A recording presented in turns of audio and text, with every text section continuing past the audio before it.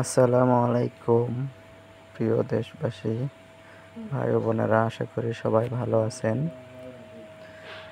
আমার প্রিয় সাবস্ক্রাইব ভাইয়েরা, আপনারা অনেকেই বলেছিলেন হুইল পাউডার পাওয়া যায় কোথায় বা হুইল পাউডার কীভাবে সংগ্রহ করব।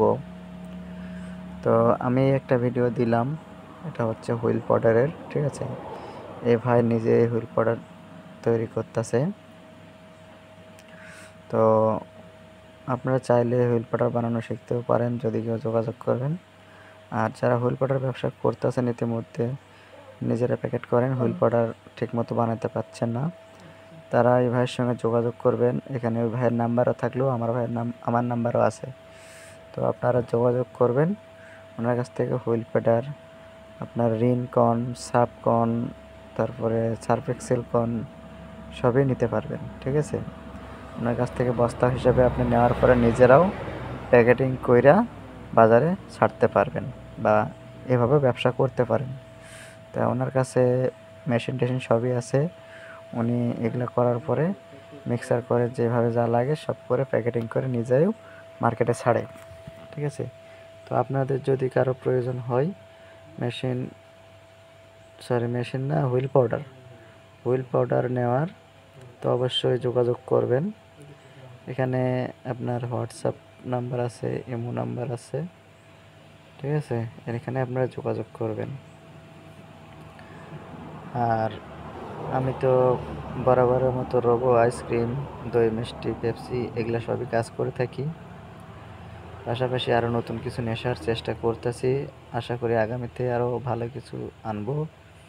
দোয়া করেন, বাকিটা আল্লাহ ভরসা। আমি আপনাদের ভালো কিছু দেওয়ার জন্য চেষ্টা করতেছি। আর আমার চ্যানেলটাকে সাবস্ক্রাইব করবেন, লাইক শেয়ার কমেন্ট অবশ্যই করবেন। আপনাদের একটা শেয়ারে আরেকটা ভাই কাজটা শিখতে পারবে, বা সে যদি ব্যবসা করে নিতে পারবে বা ব্যবসা করতে পারবে, এরকম, ঠিক আছে। আপনারা অবশ্যই শেয়ার করবেন।